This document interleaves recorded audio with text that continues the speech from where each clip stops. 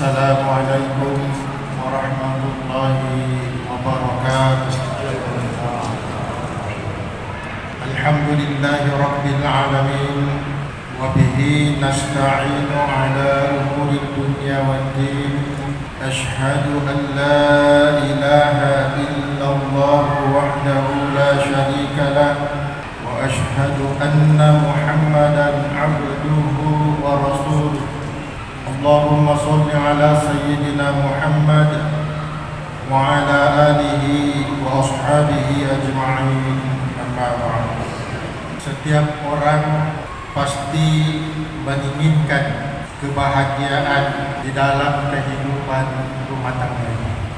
Hal ini sebagai perwujudan rasa cintanya kepada mereka, yang mana kecintaan ini merupakan fitrah yang Allah Subhanahu wa Ta'ala telah tetapkan dalam jiwa atau dalam hati manusia, di mana Allah berfirman dalam Al-Quran di surah Ali Imran ayat ke-14, Zuyyina linnasi hubbus syahawati minan nisa'i wal banin.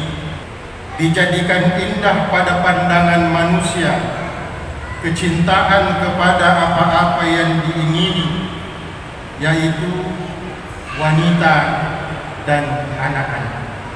Kaum muslimin dan muslimat jamaah tarawih yang sama-sama dirahmati oleh Allah Subhanahu wa Ta'ala, terkait dengan persoalan keluarga saat ini, sesungguhnya di Republik kita Indonesia ini memiliki problem yang besar terkait dengan persoalan ketahanan keluarga.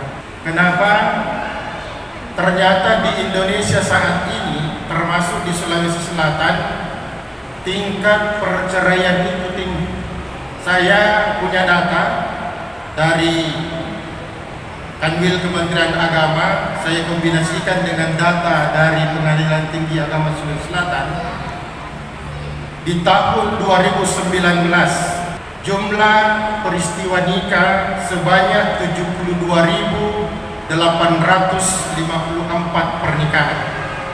Ternyata dari 72.854 pernikahan ini terjadi perceraian sebanyak 14.926.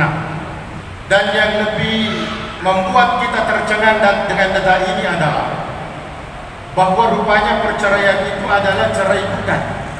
Artinya perempuan yang menggugat suaminya untuk diceraikan. Dari 14.926 kasus, 11.699 itu cerai gugat. Sementara cerai talak hanya 3.227. Kemudian di tahun 2020, pada saat pandemi COVID-19 melanda bangsa kita, itu peristiwa nikah menurun menjadi 60.537 pernikahan. Dan rupanya perceraian itu tidak menurun. Kalau dari segi persentasenya, itu 14.254 perceraian terjadi di tahun 2020 di Sulawesi Selatan. Dan masih cerai gugat yang mendominasi sekitar 11.147 kasus. Kemudian di tahun 2021 kemarin, yang baru saja kita tinggalkan, peristiwa nikah sudah mulai agak meningkat. Jumlahnya menjadi 65.986 pernikahan. Ternyata perceraian masih di kisaran 14.162 kasus. Dan masih yang mendominasi adalah cerai gugat sebanyak 11.124 kasus, sementara cerai talak hanya 3.038 kasus. Pertanyaannya adalah, ada apa dengan perempuan kita saat ini? Kok berani menggugat suaminya untuk diceraikan? Berarti kalau kita melihat data ini, betul-betul keluarga itu sebagian dari pernikahan yang terjadi agak rapuh. Makanya saat ini isu tentang ketahanan keluarga itu marak diperbincangkan. Bahkan ini menjadi isu nasional, bahkan menjadi program nasional. Bagaimana menjadikan keluarga-keluarga di Indonesia ini menjadi keluarga yang memiliki ketahanan yang luar biasa, yang kokoh, sehingga bisa meminimalisir terjadinya perceraian. Dan untuk itu, Bapak Ibu yang sama dirahmati oleh Allah Subhanahu wa Ta'ala, kalau ketahanan keluarga ini hendak diperkokoh, maka paling tidak ada 3 pilar ketahanan yang harus menjadi perhatian. Utamanya kita-kita yang sudah menikah dan usia nikah, yang sudah mau merencanakan pernikahannya, harus memahami 3 pilar ini. Pilar pertama adalah ketahanan fisik. Ketahanan fisik ini meliputi pemenuhan kebutuhan-kebutuhan yang sifatnya material, baik pangan, sandang, papan, pendidikan, dan kesehatan. Kalau keluarga mau harmonis, kalau keluarga rumah tangga mau bahagia, tentu pemenuhan kebutuhan-kebutuhan jasmania, kebutuhan-kebutuhan yang sifatnya material menjadi sesuatu hal yang mutlak harus diadakan dalam sebuah keluarga. Karena perempuan itu kalau sudah tidak bisa dinafkahi, dia sudah mulai pikir-pikir. Kan tentu rumah tangga ini tidak hanya bisa dibangun dengan modal cinta. Hanya karena cinta, saya cinta, kamu cinta saya, ayo kita menikah. Tapi tidak ada persiapan untuk ketahanan yang sifatnya berupa fisik ini. Bahkan salah satu hal yang mendominasi terjadinya perceraian adalah karena tidak terpenuhinya kebutuhan-kebutuhan jasmania di dalam kehidupan rumah tangga. Saya teringat waktu saya masih bujang dulu, almarhum ayah saya mengatakan, kalau kau mau menikah silakan, boleh-boleh saja. Tapi beliau katakan dalam bahasa Bugis, narekomelo ko mabatataw mulle di macenne di dagurengi kafe. Kalau kita terjemahkan secara letterlet, kamu bisa menikah kalau kamu sudah bisa mengitari dapur sebanyak 7 kali. Rupanya ini maknanya adalah bahwa kita laki-laki yang memiliki kewajiban untuk menafkahi istri kita, memang kita harus siap. Ketika kita sudah memutuskan mau menikah, berarti kita sudah harus siap bisa menafkahi rumah tangga kita, bisa menafkahi istri kita, bisa menafkahi anak-anak yang diamanahkan oleh Allah Subhanahu wa Ta'ala kepada kita. Sebenarnya kalau kita berpedoman kepada hadis Rasulullah Muhammad SAW, ini hendaknya menjadi motivasi bagi kita ini suami-suami untuk bekerja keras, untuk gigih mencari nafkah, menafkahi keluarga. Kenapa? Karena dalam salah satu keterangan hadis, rupanya menafkahi keluarga itu, kita berikan nafkah kepada istri kita, kita berikan nafkah kepada anak-anak kita, dibandingkan dengan berinfak ke masjid, dibandingkan dengan berinfak ke anak yatim, orang-orang miskin, orang fakir. Rupanya pahala menafkahi istri dan anak-anak itu jauh lebih besar dari itu semua. Walaupun tidak berarti bahwa jangan bagi paling, kalau begitu jangan bagi paling menyumbang ke masjid. Tidak berarti seperti itu. Cuman ini merupakan sebuah motivasi besar dari Rasulullah Muhammad SAW kepada kita semua para suami untuk giat bekerja dan bisa menafkahi keluarga kita. Enaknya itu kalau kita punya rumah tangga, walaupun hidup kita sederhana, kita sesekali memprogram untuk kebutuhan nafkah lahiriah dalam kehidupan rumah tangga. Sesekali kita pergi piknik, sesekali kita pergi makan di tempat-tempat yang lumayan bagus. Ini bisa memupuk terjadinya keharmonisan di dalam kehidupan berumah tangga. Asal jangan dipaksakan. Sebenarnya tidak ada kemampuan, tapi selalu pergi. Istri juga harus tahu diri. Jangan meminta sesuatu kepada suami melebihi kemampuan dari suami kita. Kenapa? Karena kalau ini yang kita lakukan, inilah cikal bakal yang membuat ketidakharmonisan dalam kehidupan rumah tangga. Perempuan yang terbaik dalam pandangan Allah Subhanahu wa Ta'ala adalah perempuan yang selalu mensyukuri nikmat Allah yang datang dari sang suami. Ibu-ibu, ini ibu di belakang, kalau suami kita memberikan nafkah, mau nafkah itu banyak atau sedikit, ucapan pertama kali yang harus dikeluarkan oleh bibir seorang perempuan istri yang soleha adalah ungkapan Alhamdulillahi Rabbil Alamin. Kalau banyak, perbanyak juga Alhamdulillahnya. Kalau sedikit, tetap kita mengucapkan Alhamdulillah, kemudian diikuti dengan kata-kata mudah-mudahan Allah mencukupkan untuk kebutuhan-kebutuhan kita. Karena kalau ada istri, suaminya memberikan nafkah, dalam pandangannya dia sedikit, lalu dia mengatakan, kenapa begitu kita cara tak mencari nafkah, ternyata sergi mami dibawa pulang. Coba saya lihat itu suaminya tetangganya selalu bawa rezeki banyak pulang. Jangan selalu membanding-bandingkan kemampuan dan rezeki kita dengan rezekinya orang lain, karena Allah Subhanahu wa Ta'ala telah memberikan kadar rezeki kepada masing-masing rumah tangga, kepada masing-masing keluarga. Kalau mau bahagia, syukuri apa yang Allah berikan kepada kita, nikmati apa yang Allah sudah berikan kepada kita. Fokus kepada rezeki yang Allah berikan kepada kita, fokus terhadap rezeki yang Allah karuniakan kepada kita, dan jangan bandingkan dengan rezekinya orang lain. Insya Allah hidup kita bahagia, rumah tangga kita akan sakinah. Pilar kedua adalah ketahanan sosial. Ketahanan sosial ini bagaimana antara suami dan istri ini bisa membagi peran.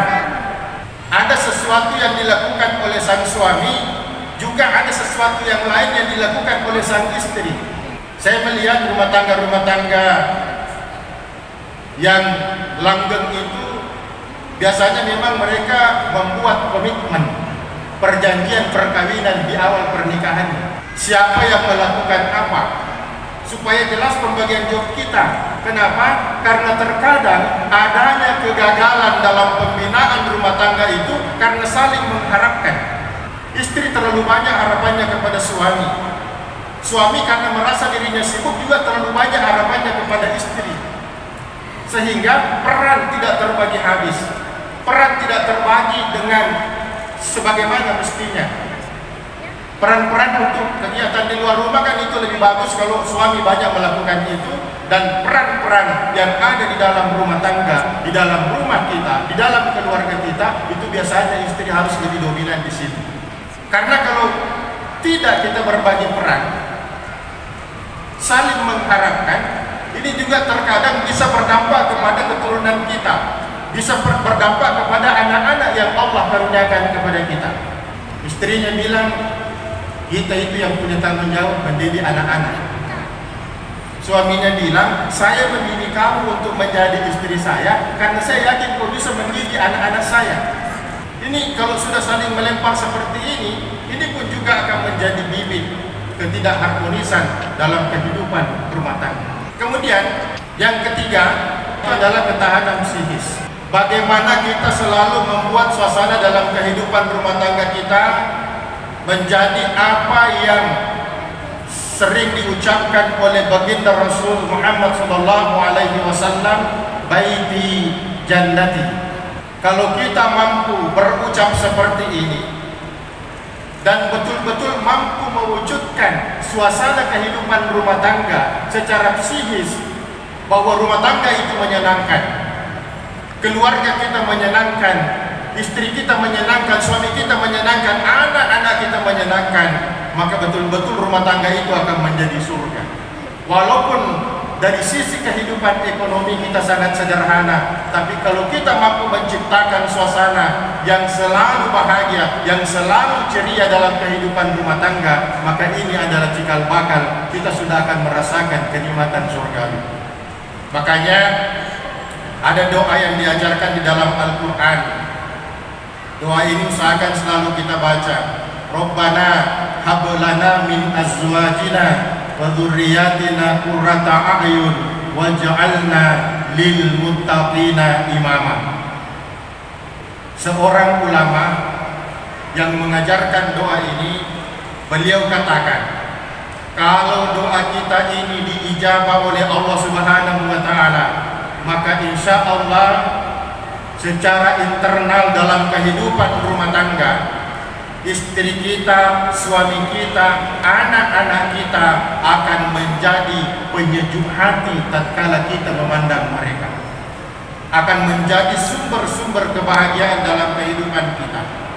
Dan secara eksternal, bahwa anak-anak yang insya Allah yang dikaruniakan oleh Allah kepada kita, kalau dia keluar dari rumah, maka insya Allah dia akan mendapatkan kesuksesan pada bidang-bidang yang mereka tekuni.